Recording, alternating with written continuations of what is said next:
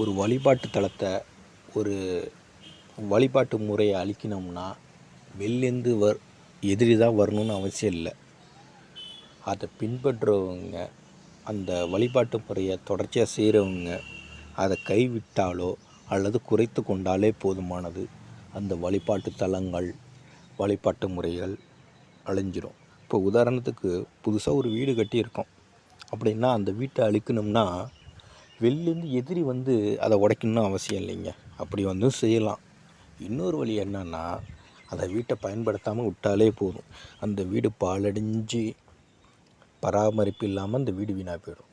அதே மாதிரி தான் இன்றைக்கி இந்தியாவை எடுத்துப்போம், குறிப்பாக தமிழ்நாட்டை எடுத்துப்போம். தமிழ்நாட்டில் தான் அதிகமான ஆலயங்கள் இருக்குது. அதுக்கு ஏன் காரணம்னு பார்த்தீங்கன்னா, முஸ்லீம் படையெடுப்புகள் மிக குறைவாக இருந்தது தமிழ்நாடு தான். வட மாநிலங்கள்லாம் அந்த அளவுக்கு கிடையாது கோயில்கள்லாம். நம்ம தமிழ்நாட்டில் தான் கோயில்கள் அதிகம். இவ்வளோ கோயில்களை கட்டியிருக்காங்க. அதுக்கு ஏன்னா அதோட முக்கியத்துவத்தை, அதோடய வேல்யூவை புரிஞ்சுக்கிட்டாங்க. ஒரு ஊருனால் கோயில் இருக்கணும், அதனால் அதோடைய நன்மைகள் என்ன, எந்தெந்த விதத்தில் ஒரு கோயில் உதவும் அப்படிங்கிறத நல்லா புரிஞ்சு வச்சுக்கிட்டாங்க. இப்போ உள்ள மாதிரி இல்லை. ஒரு கோயிலுங்கிறது வெறும் வழிபாட்டு தலம் இல்லை. ஒரு கோயிலுங்கிறது ஒரு ஸ்கூல் மாதிரி, அங்கே தான் உட்காந்து படிப்பாங்க. ஒரு கல்யாண மண்டபம் மாதிரி, அங்கே தான் கல்யாணம்னு சுப விசேஷம், காது குத்துறது, எல்லா சுப காரியங்கள் எல்லாமே அங்கே அதை தான் பண்ணுவாங்க. கல்வியிலேருந்து சுபகாரியம், ஒரு பஞ்சாயத்து இருக்கட்டும், அங்கே தான் பேச்சுவார்த்தைகள் நடக்கும்.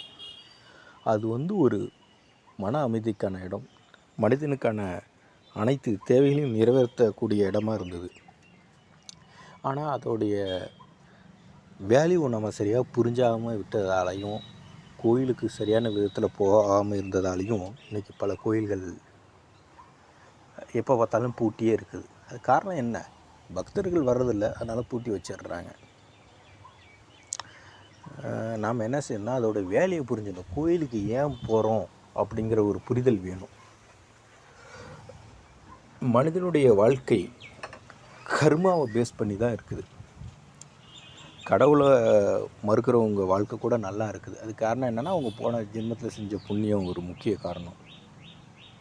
அதே மாதிரி கர்மாவுடைய பலத்தை குறைக்கிறதுக்கும், கர்மாவை சற்று டெலியூட் பண்ணுறதுக்கும் ஆலய வழிபாடு ஒரு முக்கியமான ஒரு அம்சமாக இருக்குது. அதாவது விதி மாறிடும் அப்படின்னு நான் சொல்ல வரல. பட்டு விதியோட பலத்தை இது இறைவனால் முடியும். அவன் நினச்சா விதியும் மாற்றலாம். பட் நம்ம கோயிலுக்கு போகிறதால பல நன்மைகள் நடப்புங்கிறத நம்ம புரிஞ்சு நம்ம தொடர்ச்சியாக போனாலே போதும். பல ஆலயங்கள் பாதுகாக்கப்படும்.